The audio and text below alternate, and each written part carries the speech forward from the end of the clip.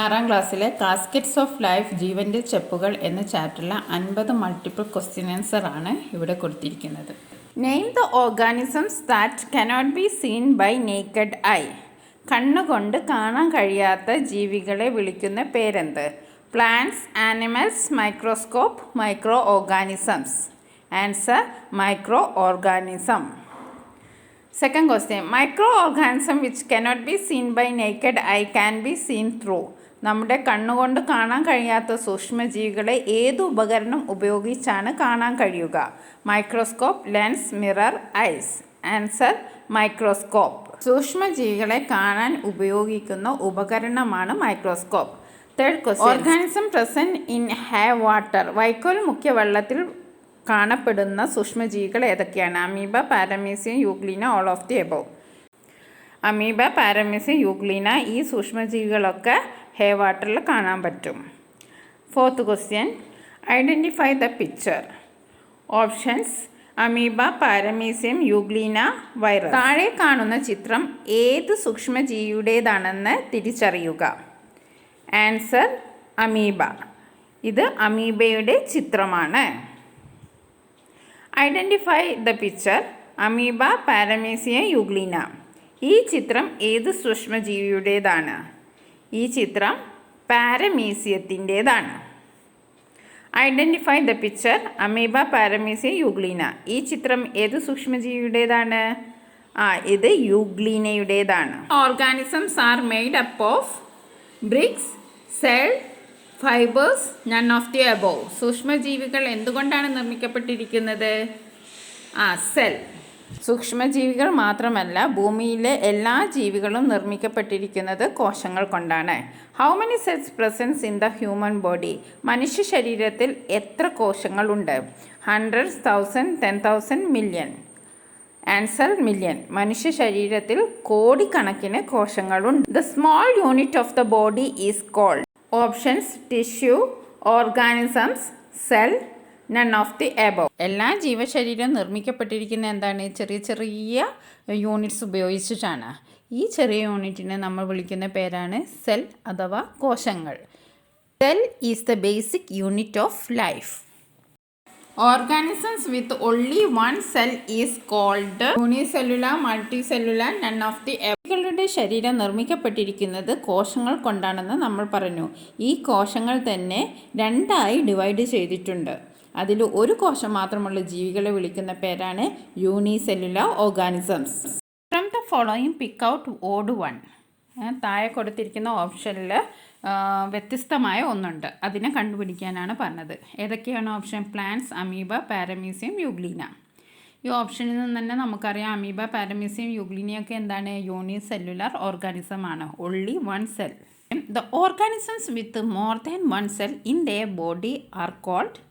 Options unicellular organism, multicellular organism, microscope, none of the above. ശരീരത്തിൽ ഒന്നിലധികം കോശങ്ങളുള്ള ജീവികളെ എന്താണ് വിളിക്കുക എന്ന്? ഓക്കെ, ആൻസർ എന്താണ്? മൾട്ടി സെല്ലുലാർ ഓർഗാനിസം അഥവാ ബഹുകോശ ജീവികൾ. ജന്തുക്കളും സസ്യങ്ങളും ഒക്കെ ബഹുകോശ ജീവികൾക്ക് ഉദാഹരണമാണ്. Pick out the odd one. വ്യത്യസ്തമായതിനെ തിരഞ്ഞെടുക്കാനാണ് പറഞ്ഞത്. Amoeba, paramecium, euglena, plants. Okay, amoeba, paramecium, euglena എന്നിവയൊക്കെ യൂണിസെല്ലുലാർ ഓർഗാനിസംസ് ആണ്. Plants and animals multi cellular organism ആണ്. Answer plants. അടുത്ത ചോദ്യം നോക്കാം. Who discovered cell. ആരാണ് കോശം കണ്ടുപിടിച്ചത്? Options Robert Hooke, Theodor Schwann, M J Schleiden, Isaac Newton. Robert ഹൂക്കാണ് സെൽ കണ്ടുപിടിച്ചത്. സെൽ കണ്ടുപിടിച്ച ആരാണ്? Robert Hooke. അടുത്ത ചോദ്യം നോക്കാം. Micrographia is a famous book written by. Micrographia എന്നത് ഒരു പ്രശസ്തമായ ബുക്കാണ്. അത് ആരാണ് എഴുതിയത് എന്നാണ് ചോദ്യം. Robert Hooke, M J Schleiden, Theodor Schwann, none of these. ഇതിൻ്റെ ആൻസർ റോബർട്ട് ഹൂക്കാണ്. കോശം കണ്ടുപിടിച്ച റോബർട്ട് ഹൂക്കാണ് മൈക്രോഗ്രാഫിയ എന്ന പ്രശസ്തമായ ബുക്ക് എഴുതിയത്. Who discovered that the body of animals are made up of cells. ജന്തു ശരീരം കോശങ്ങളാൽ നിർമ്മിതമാണെന്ന് കണ്ടുപിടിച്ച ശാസ്ത്രജ്ഞനാര്? Options Robert Hooke, M J Schleiden, Theodor Shaan, Einstein. Answer Theodore Shaan. അടുത്ത ചോദ്യം. Who discovered that the body of plants R made up of cells. സസ്യങ്ങളുടെ ശരീരം കോശങ്ങൾ കൊണ്ട് നിർമ്മിതമാണെന്ന് കണ്ടുപിടിച്ച ശാസ്ത്രജ്ഞൻ ആര് എന്നാണ് ചോദ്യം. ആരാണ്? M J Schleiden. Is there any difference in the size of the cheek cell of the child and the adult? കുട്ടിയുടെയും മുതിർന്ന ആളുകളുടെയും കവിളിലെ കോശങ്ങളുടെ വലിപ്പത്തിൽ വ്യത്യാസമുണ്ടോ? Yes or no? വ്യത്യാസമില്ല. വലിപ്പത്തിൽ വ്യത്യാസമില്ല.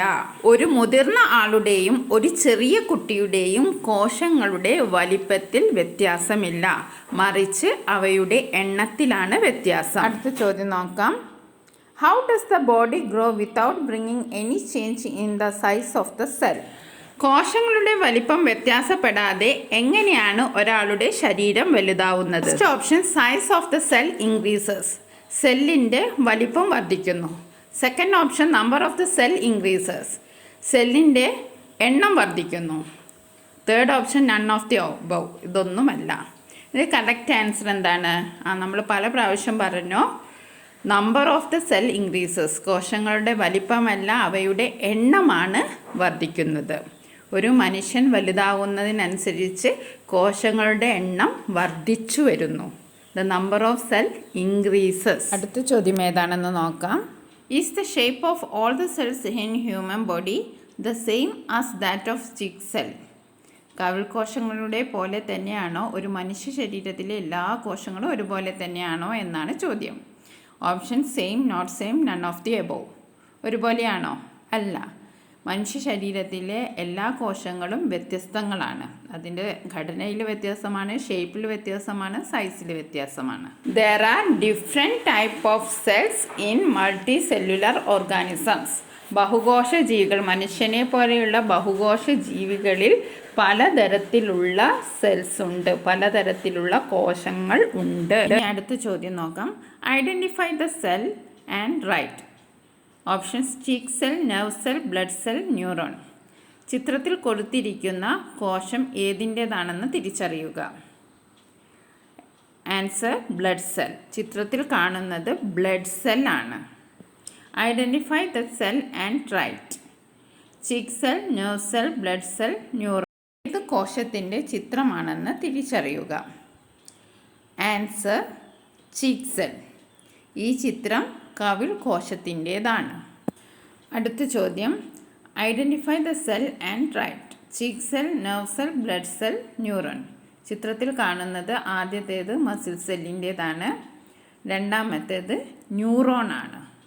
Which part is the centre of the cell? ഒരു കോശത്തിൻ്റെ കേന്ദ്രഭാഗം ഏതാണ്? ഓപ്ഷൻസ് നോക്കാം. Cell membrane, cytoplasm, nucleus, all of the above. ഏതാണ് answer? Nucleus is the centre of the cell. കോശത്തിൻ്റെ കേന്ദ്രഭാഗമാണ് ന്യൂക്ലിയസ് അഥവാ മർമ്മം. The covering of the cell is known as cell wall, cell membrane, nucleus, all of the above. കോശത്തെ പൊതിഞ്ഞിരിക്കുന്ന ആവരണം ഏത്? Answer, cell membrane, കോശസ്തരം. Covering of the cell is known as cell membrane. The matrix filled inside the cell membrane is called. കോശത്തിൻ്റെ ഉള്ളിൽ നിറഞ്ഞു നിൽക്കുന്ന ദ്രാവകത്തെ എന്താണ് വിളിക്കുക? എന്താണ് പറയുന്നത്? Option, cell membrane, cytoplasm, nucleus, cell wall. Cytoplasm, കോശദ്രവ്യം. കോശദ്രവ്യമാണ് കോശത്തിനുള്ളിൽ നിറഞ്ഞു നിൽക്കുന്ന ദ്രാവകം, cytoplasm. Cheek cells are made up of. കവിൾ കോശങ്ങൾ എന്തുകൊണ്ടാണ് നിർമ്മിച്ചിരിക്കുന്നത്? ഓപ്ഷൻസ് നോക്കാം. Nerve cell, muscular cell, epithelial cell, none of the above. കവിൾ കോശങ്ങൾ നിർമ്മിച്ചിരിക്കുന്നത് എന്തുകൊണ്ടാണ്? ആവരണ കലകൾ കൊണ്ടാണ്. Option 3, epithelial cells. Cheek cells are made up of epithelial cells. Name the cells that helps gases exchange of leaves. ഇലകളുടെ വാതക വിനിമയത്തിന് സഹായിക്കുന്ന കോശം ഏതാണ് എന്നാണ് ചോദ്യം. ഓപ്ഷൻസ് ഉണ്ട്. Nerve cell, guard cell, muscle cell, all of the above. Guard സെല്ലാണ്, കാവൽ കോശങ്ങൾ. Name the part of the cell which is not present in animal cell. ജന്തുകോശത്തിൽ ഇല്ലാത്ത ഭാഗം ഏതാണ് എന്നാണ് ചോദ്യം. Cell membrane, cell wall, cytoplasm. ഇവയിൽ ഏതാണ് ശരി ഉത്തരം? Cell wall. Cell wall plant സെല്ലിന് മാത്രമേ ഉള്ളൂ. Pick out the wrong statement about vacuole. വാക്യൂളിനെ പറ്റിയുള്ള തെറ്റായ സ്റ്റേറ്റ്മെൻറ്റ് തിരഞ്ഞെടുക്കാനാണ് പറഞ്ഞത്. First option, in animal cell vacuoles are generally small. Animal സെല്ലിൽ വാക്യൂൾസ് ചെറുതാണ്. In plant cells vacuoles are big. പ്ലാന്റിൽ വലുതാണ്. In plant cells maintain water balance. Water balance ക്രമീകരിക്കുക എന്നതാണ് പ്ലാന്റ് സെല്ലിൽ ഇതിൻ്റെ ഫങ്ഷന്. It is outside the cell. ഇത് സെല്ലിന് പുറത്താണ്. ഇതിൽ തെറ്റായ സ്റ്റേറ്റ്മെൻറ്റ് എന്താണ്? It is outside the cell. ഔട്ട്സൈഡാണ് സെല്ലിൻ്റെ ഔട്ട്സൈഡാണ് എന്നുള്ളതാണ് തെറ്റായ സ്റ്റേറ്റ്മെൻറ്റ്. കാരണം it is a part of the cell. അതൊരു സെല്ലിൻ്റെ ഭാഗമാണ്. പക്ഷേ പ്ലാന്റ് സെല്ലിൽ വലുതാണ്, ആനിമൽ സെല്ലിൽ ചെറുതാണ്. അടുത്ത ചോദ്യം ഏതാണെന്ന് നോക്കാം. Guess the part of the cell. ചില സൂചനകൾ താഴെ കൊടുത്തിരിക്കുന്നു. അതിൽ നിന്ന് സെല്ലിൻ്റെ ഭാഗത്തെ നിങ്ങൾ കണ്ടുപിടിക്കണം. First option, it is only seen in the plant cell. അത് സസ്യകോശത്തിന് മാത്രമേ കാണുന്നുള്ളൂ. It helps in photosynthesis.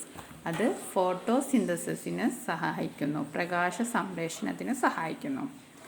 Absorbs light energy and convert into chemical energy. സൂര്യപ്രകാശത്തെ സ്വീകരിച്ച് അതിനെ രാസോർജ്ജമാക്കി മാറ്റുന്നു. നിങ്ങൾക്ക് ഇതിൻ്റെ ആൻസർ അറിയെങ്കിൽ കമൻറ്റ് ബോക്സിൽ പറയാൻ മറക്കരുത്.